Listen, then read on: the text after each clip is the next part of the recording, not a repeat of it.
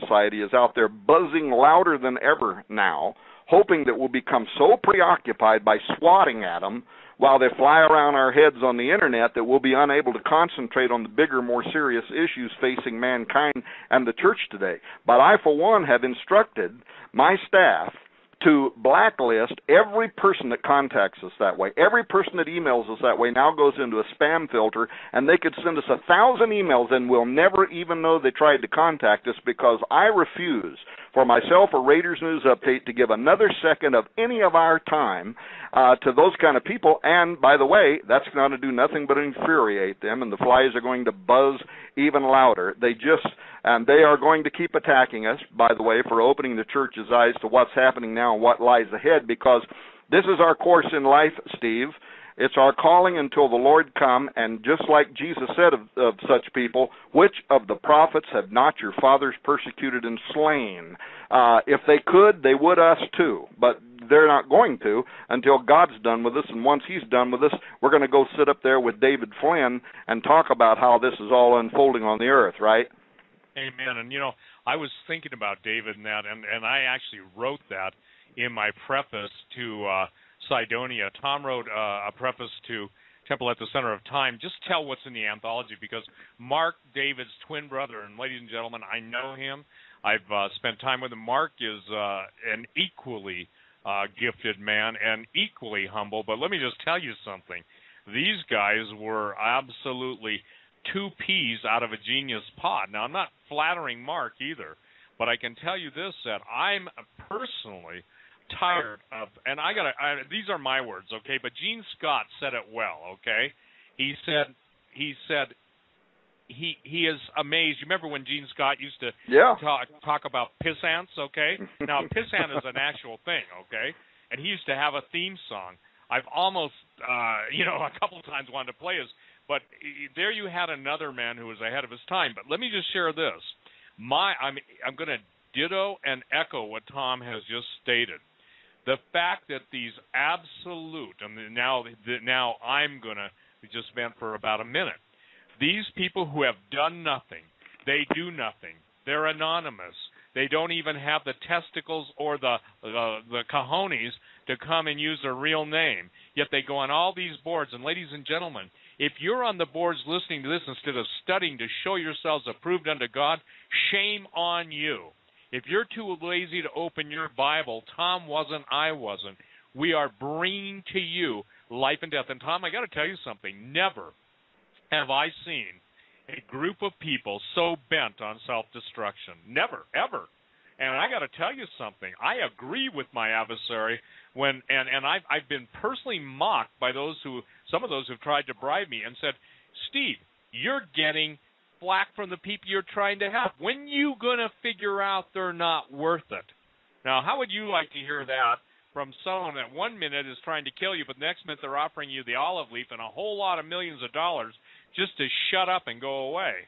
Well, my answer to that is this. I answer to Jesus. I answer to the brethren. I have men that I submit myself to. And, Tom, you and I have been at this a long time. And the spam filter, I have unfortunately answered, and I'm done doing that, okay? Somebody said you can hit the delete button.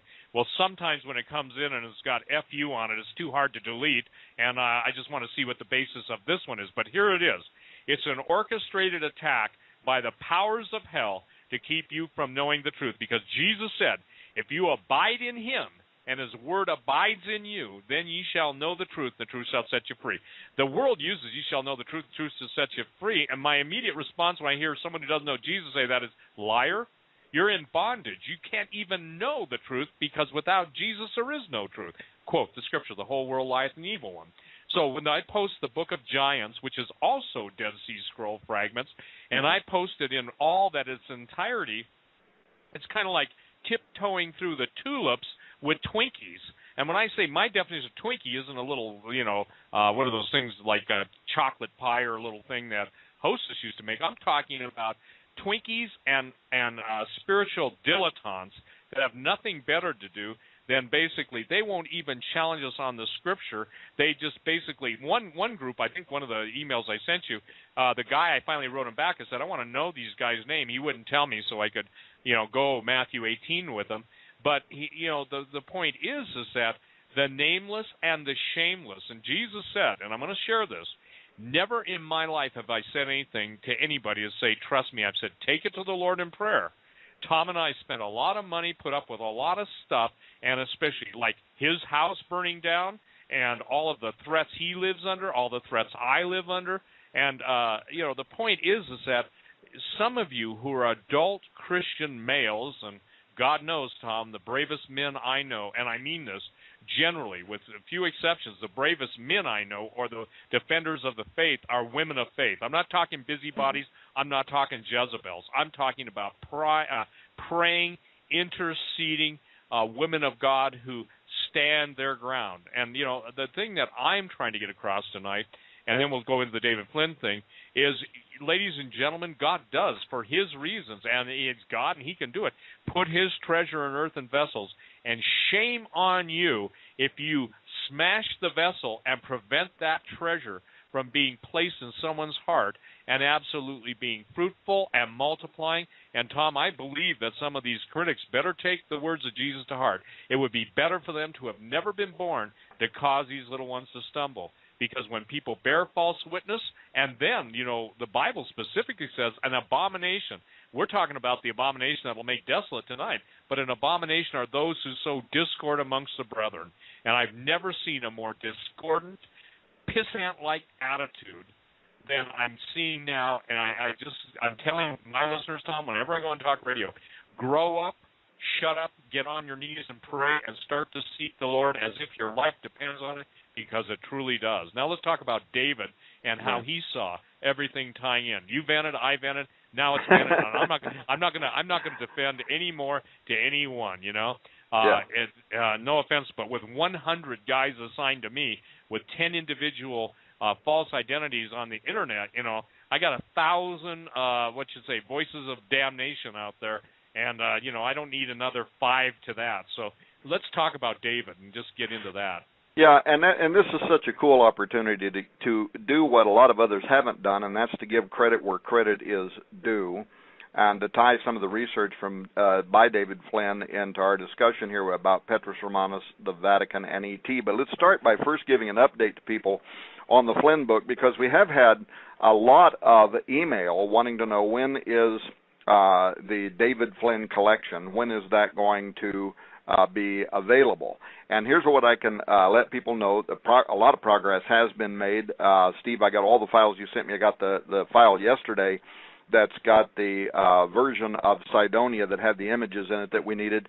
So both of the feature books, Cydonia, The Secret Chronicles of Mars, as well as the book that I published, Temple at the Center of Time by David Flynn, these have been set up now for the typesetter. We also received the new introduction from David's twin brother Mark for the front of the book. It's been edited, and it's also set up for the typesetter.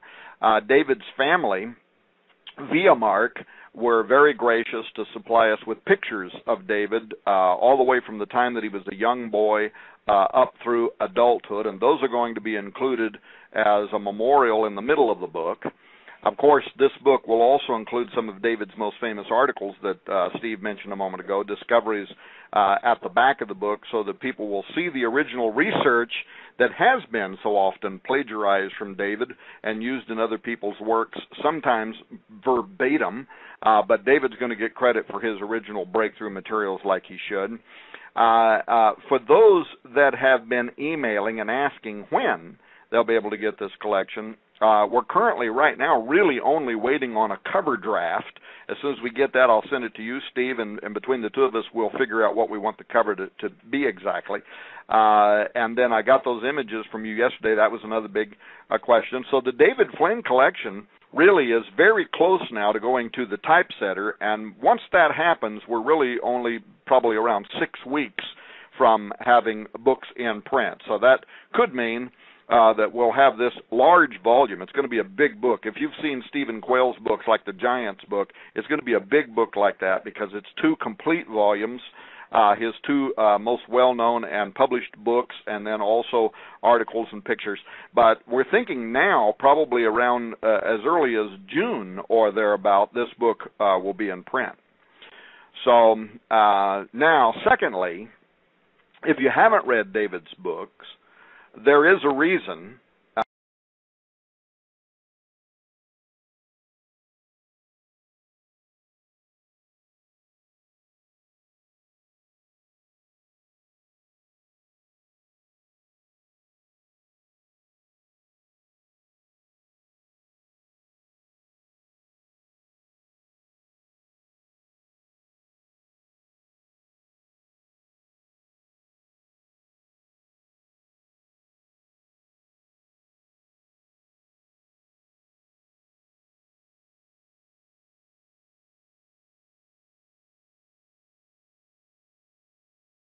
used ones are considered a bargain at $75 a piece on Cydonia. In fact, Nita or somebody was telling me the other day they saw one for something like $500 or $600 was on eBay.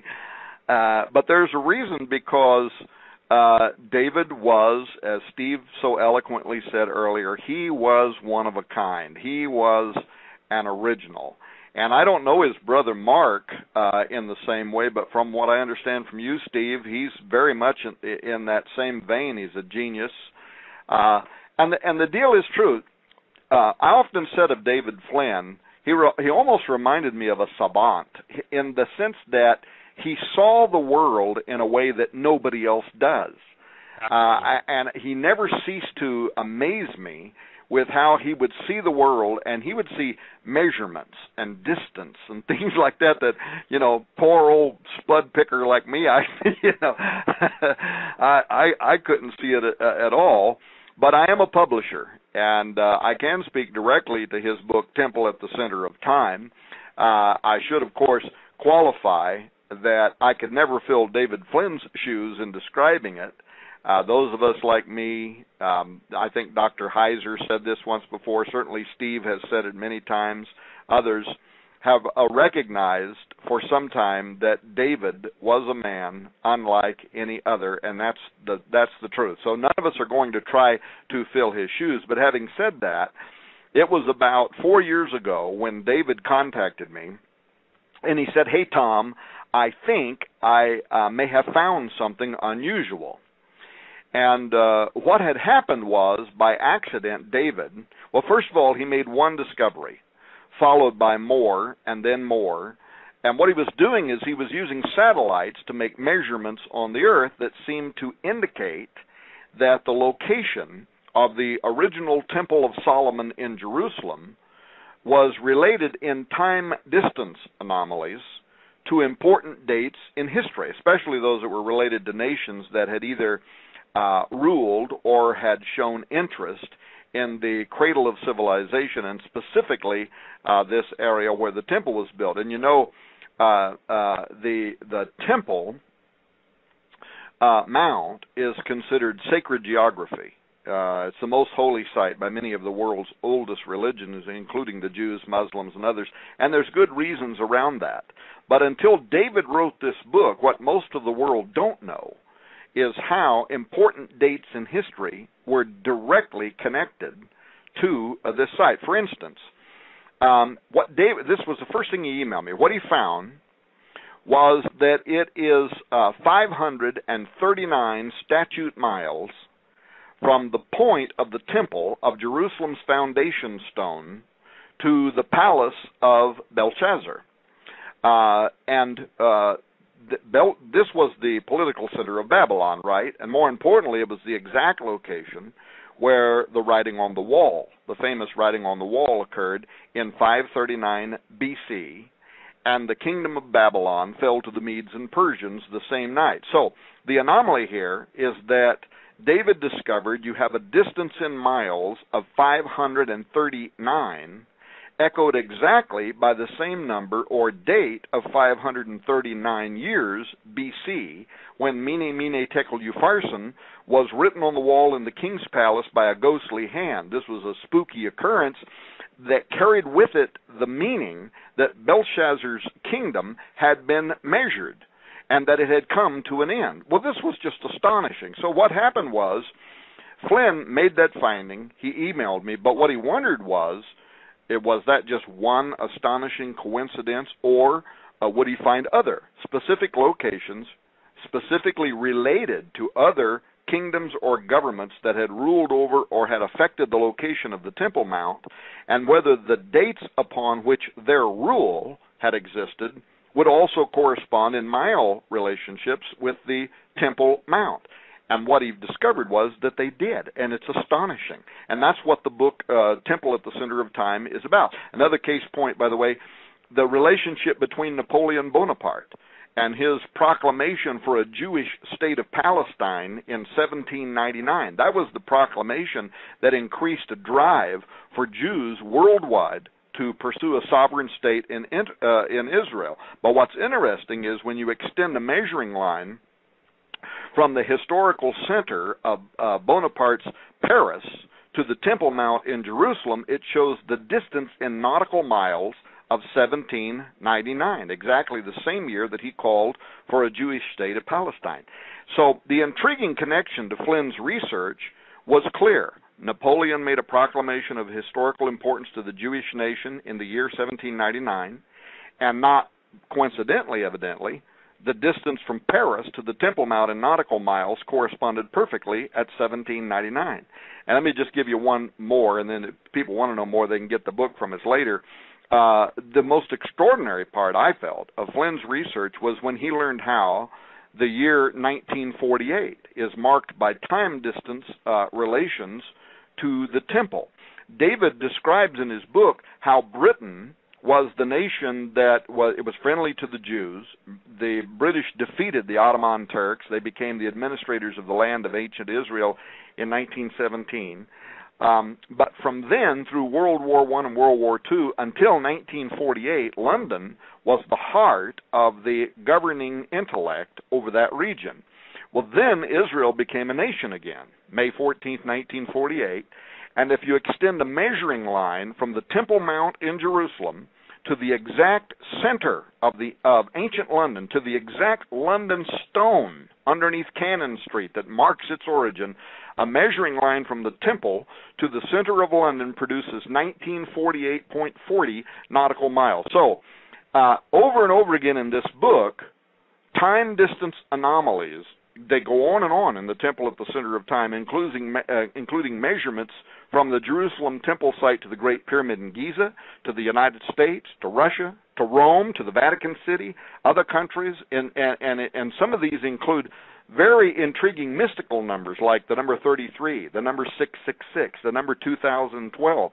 And after reading that book in its manuscript form, I was convinced that whatever these findings mean, and they are certain to be interpreted by different people in different ways, but whatever they mean, it appears at least to be mathematically improbable that all of that was just by chance. There's another part of that book, by the way, that's over my head and I can't even explain it, but it has to do with David using satellite mapping and history to diagram a pinpoint exactly where he believes that the lost Ark of the Covenant is located and where it will eventually be found or where it's being kept. And if you draw across lines on his measurements and you look at it from a satellite, there's a cave sitting out there in the middle of nowhere with an open mouth. So anyway, this was David, right? I mean, he saw things that nobody else had ever seen. He solved puzzles that nobody else had ever solved.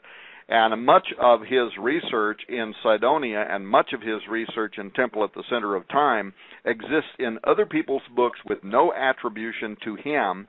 But Steve Quayle and I have decided we're going to put his books in print in this collectible book, and then we're going to tell people, Steve, what we're going to do as far as making donations to his children and things like that. Well, we basically, and with the help of David's wife, Brenda, and obviously Mark and the kids, and we're going to have a fund set up for the kids because it's only fitting that David had two children, David and Brenda have two children, and it's about time that with everyone ripping off his stuff, we just felt like it was the right thing to do in the Lord. So we're going to have this really cool thing, and it's going to be, I think, we haven't named the foundation yet, but we'll, listen, neither Tom or I will have any control of the money. It will be distributed to kids in real time. In other words, every quarter and stuff. But what we're trying to do, ladies and gentlemen, is present not only the man, not only the genius, but let you see this unique life. You know, what I don't think, Tom, one of the tragedies with all the critics out there, I don't think they ever understand what people go through, especially David, the last months of his life. By the way, he never lost his faith. He got down at times. And I remember the last time I was with him in his apartment, I spent all day with him, and he was showing me all the rocks and all of the artifacts that he had searched through the mountains of Montana and all of the things. All I can say is this, is that imagine a child with a genius-level IQ and a way of seeing the world almost in if you will, in the most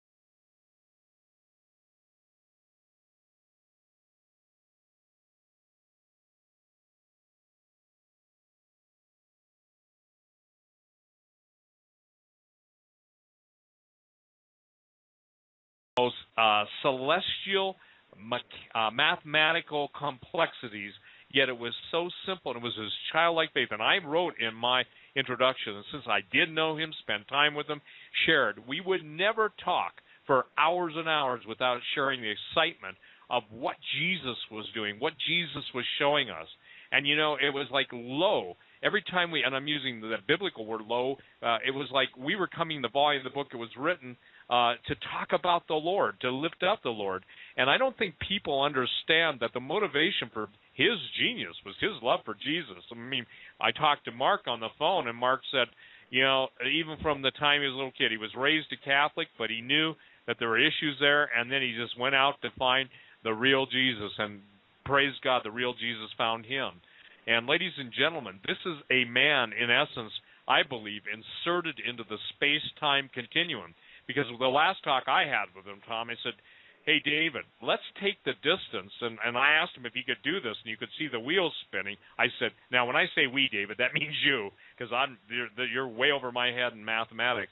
I said, but take the distance to the different planets and the known distance to the stars, and let's take the square roots of them. And we started throwing out some stuff. I said, let's four-dimensionally model this thing and see what comes up. Well, obviously, maybe that was one place we don't get to go at this time in space. But the point is that it was exciting, Tom. I got to tell you something. You know how you do a lot of work, you do a lot of research and stuff, but you know when there comes someone into your life that just refreshes it? That's how David was. He was a refreshing voice, a brilliant, brilliant friend, but also someone whose absolute love and adoration for Jesus Christ was, in my opinion, unparalleled. He really did walk the walk, talk the talk, and he really is everything we're making him out to be. No embellishment, but look, the Bible does say, give honor to whom honor is due, and the man needs to be honored, not ripped off, plagiarized.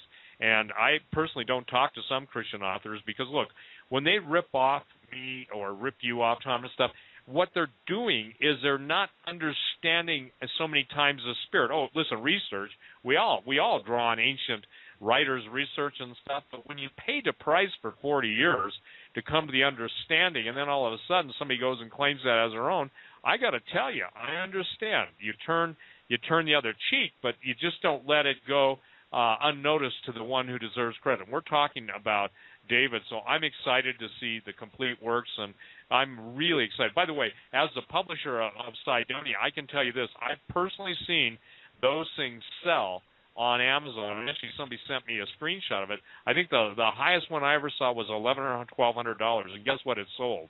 Even when I was a publisher, and I think I have 2 dozen or 3 dozen of the originals left, and they were spoken for. But, you know, the point is that you're going to get the best of two worlds. And I think the thing that sticks out about my mind, or above my mind in everything that he wrote in the center of, Temple at the Center of Time, was the distance between, obviously, Jerusalem and Mecca. You remember that one? Mm-hmm, yes.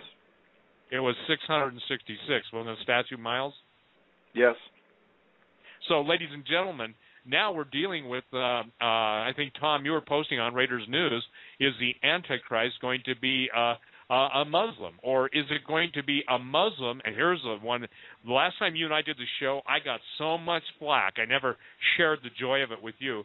But when somebody said Islam and Catholicism could never merge. Well, we're told in the Bible, for all those, how should we say this, emotionally challenged people, that they are going to merge because there's going to be a one world religion, and the kings of the earth are going to give their power unto the beast. Such a simple thing, but yet it escapes everyone. And I don't think that as the days grow darker and the days grow more perilous, and given where the United States is now compared to most of where our grandparents and our parents, my parents, your parents, where all of our parents were at, I mean, this ain't the same old country. And I wrote, we're no longer in Kansas anymore. And unfortunately, the ruby red slippers don't click, and we don't get to go back to Kansas and get out of Oz. So, ladies and gentlemen, we will keep you informed. The minute it's available, within 2 weeks, the publisher, obviously Tom will have it on his website. You can order it from him. You can order it from me. The proceeds will be, and we'll define it up front. And what we're waiting for is our final cost. This is going to be a big book, Tom. Yeah, it's going to be a big book, and but I'm hopeful that within a couple of weeks, I'm going to be on the road for a couple of weeks. I'm working on this documentary film on transhumanism, so we'll be on the road for a couple of weeks. If we get back, will be the launch of Petrus Romanus, and I can already tell that I'm going to be just swamped doing media. But thankfully, the Lord has blessed me in that I have a staff that work for me full time. And so basically all I have to do is just, be the answer guy. They pick up the phone, they give it to me in yes and no's, and I sit and hold the phone and say yes, yes, no, yes, yes, no. So nothing that I'm doing with Petrus Romanus will hold up the project for the David Flynn collection. And actually, the cover designer already has. We were waiting to get the book that you sent me. I had to get a copy of it. They're going to scan a high-res copy of the front cover of Sidonia because they're going to use, both books are going to be on the front cover of the new book, plus some other information, and hopefully a picture of David Flynn. But we'll figure all that out. As soon as I get the first draft, I'll send it to you. What do you think, Steve? What do we want to change? What do we want to tweak? But that shouldn't take us very long, and then Daniel Wright, the cover designer, he'll get that thing done quick. We'll get all the files over to the printer, and right now the printer is turning stuff around pretty fast. About 4 weeks from the time they get the files, we have books.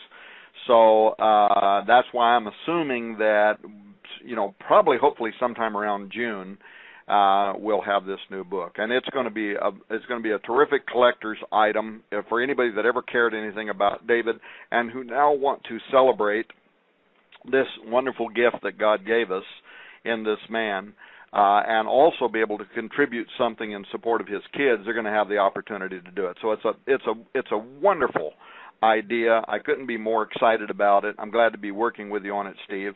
And like you said, when we get ready to do the print run, you just say how many copies you want. I'll add some copies, and they'll go. And it'll also be in distribution, so people will be able to buy it through the stores if they want to. But the ones that they buy directly from me and directly from you, there will be a contribution that'll go into that memorial fund for the support of his kids. Now, another thing that David did to get back on you want to get back now on this? Yeah, let's get back on that, because I'm going to ask you this. I want you to know I'm going to ask you a question. Did you, at this point in time, your original thought and everything that Chris put together, have you guys changed your mind on who Petrus Romanus will be? Or do you think it's still hidden? Well, I have my suspicions, and it'll be published in the book, but I'm telling you that since I'm not a member of the College of Cardinals, I'm not a part of the Roman Curia, I'm not hedging for any particular reason other than I'm not a part of that occult society, if you know what I mean. Yep. And there are some very strange things that are going on that we've only been able to put part of our finger on. But here's the bottom line. People aren't going to have to wait very long. Benedict hinted that he might retire as soon as next month. Now, I don't think he's going to, by the way. I have reasons to believe it's going to happen later on this year. But the point is, it's most likely going to happen in the year 2012. And that's what the Rene Thibault, the mathematician we already talked about, the Jesuit code breaker, that's the year that he determined 61 years ago that the final conclave would occur in the year 2012. So we're going to find out if these Catholic mystics, if these various prophecies, everything from the prophecies of the end of the Mayan calendar, all the rest of it, we're going to find out. But there is something very, very strange going on with the year 2012 that includes a whole lot more than the rollover of the Mayan calendar. And it very much seems connected to the prophecy of the popes, to the arrival of Petrus Romanus, to the arrival of the Antichrist. People who didn't listen to that first show ought to get it and listen to it, because we pointed out how it's not just a 900-year-old Catholic prophecy. So imagine a prophecy that goes almost halfway back to the time of Christ. This long prophecy that foresaw all of these different popes, and the very next pope following Pope Benedict XVI is the final one on the list, Petrus Romanus, the false prophet. He helps give rise to the Antichrist. And you look at Pope Benedict right now, he seems like they're squeezing the last little bit out of him, if you will. They're sending him everywhere. He went to Cuba. He's going to go to other places, but he's being rolled around on a cart. He can't go up. He's got to be carried up stairways. He's getting feeble. The Vatican's own newspaper has stated just a few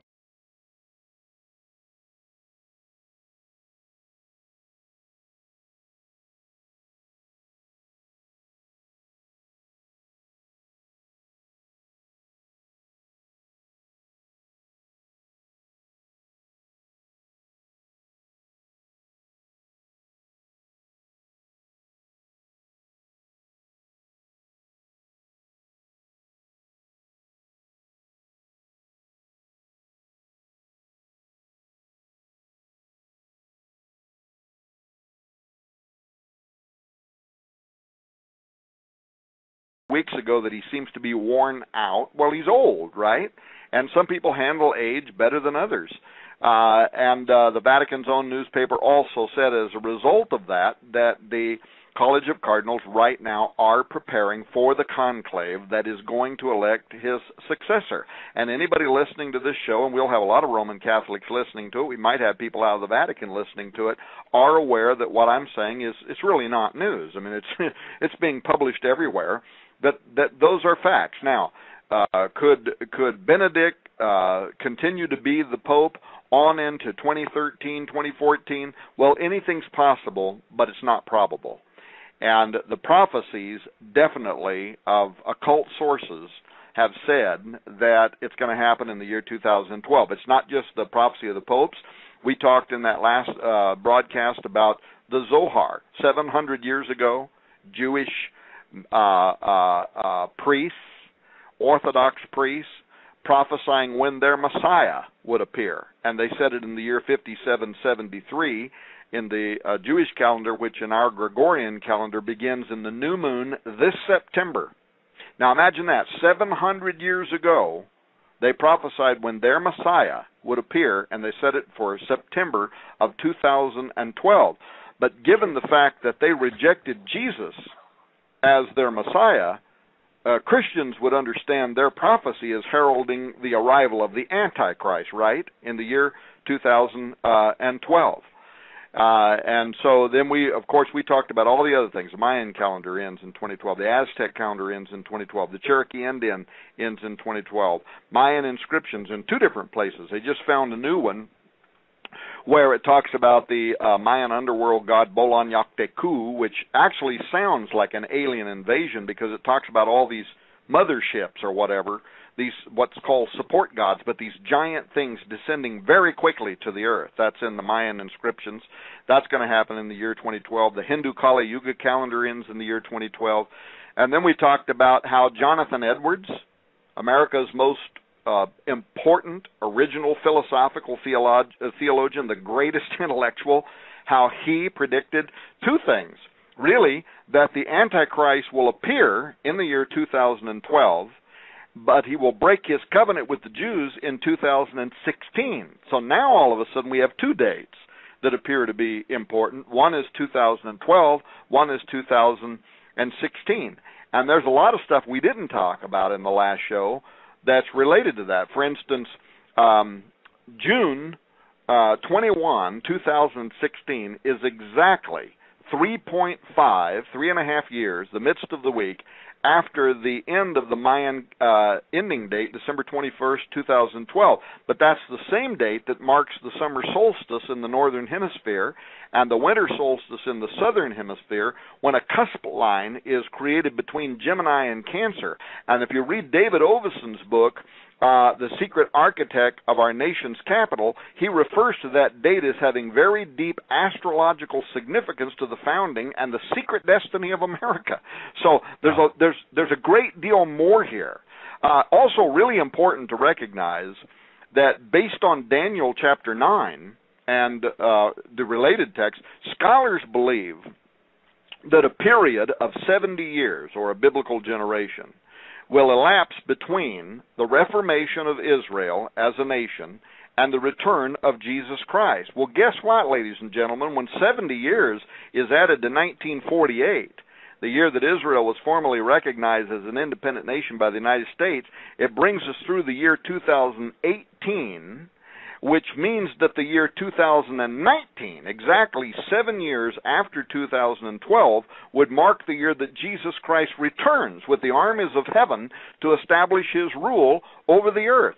So, what is all of this, Steve? I mean, there seems to be a concatenation of events that are unfolding, that are involved with the year 2012, that are mathematically impossible. Now, I'm not a mathematician, but I understand simple stuff like, 2 times 2 times 2 times 2 times. There's a point where pretty soon you hit the exponential curve, and those numbers, those probabilities go into the stratosphere, and we've only scratched the surface.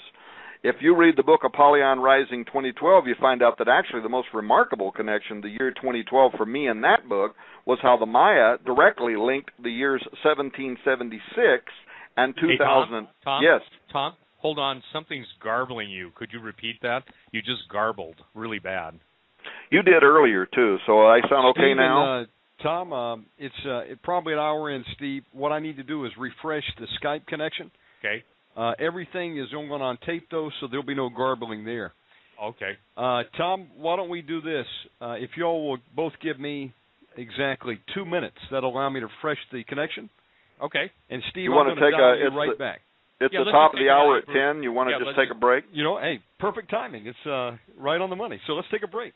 And, okay. Steve, I'll dial you back. We'll be back in about 5 or 6 minutes, folks.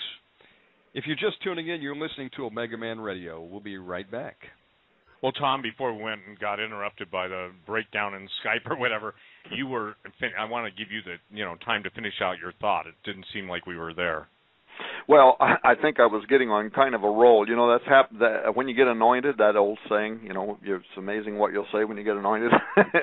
But much of the research in Apollyon Rising 2012, that's the point that I was going to make, it's kind of like part one of Petros Romanus. If you read the book Petros Romanus, and if you have read the book Apollyon Rising 2012, you'll kind of see the connection between part one and part two, in that this book in many